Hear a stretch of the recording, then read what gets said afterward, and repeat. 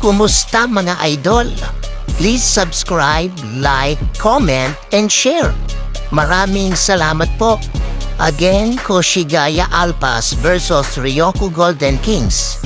Binigyan ng screen ni Kai si Kushigawa para malibre sa tres ang ating pambato na si Kai Soto.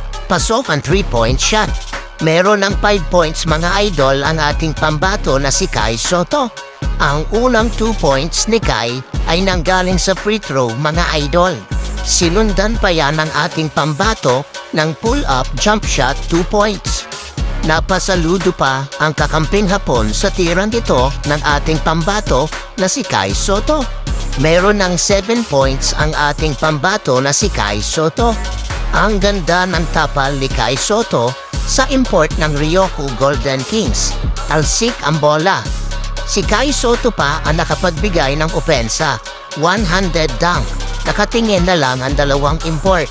Meron ng 9 points ang ating pambato na si Kai Soto. Kaagad namang bumawi ang import ng Ryokyu sa ating pambato. Pasok ang alley-hoop dunk, hindi lang natapalan ni Kai Soto. Talagang ibinigay lahat dito ng Ryokyu. Pasok ulit ang 2 points inside the paint ng import ng Ryokyu. Sinundan pa ng isang 3 points ng local player ng Ryokyu. Pasok. At isa pang left-handed shot ni Jaku Lee sa harapan ng ating pambato na si Kai Soto. Pumutok ng husto ang Ryokyu Golden Kings dito. Pasok ang dalawang 3 points ng dalawang import ng Ryokyu. Kaya naman natambakan ang Koshigaya Alpas. End of third quarter, 59-41. 18 points ang abante ng Ryokyu Golden Kings.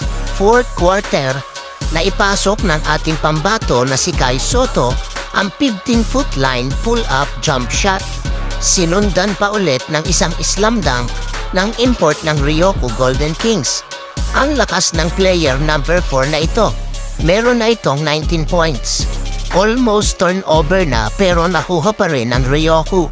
Nauwi pa rin sa isang slam dunk ng import ng Ryokyu. Tuwang-tuwa dito ang coach ng Ryokyu Golden Kings. Under 4 minutes mark, nakapuntos pa ulit ang ating pambato na si Kai Soto.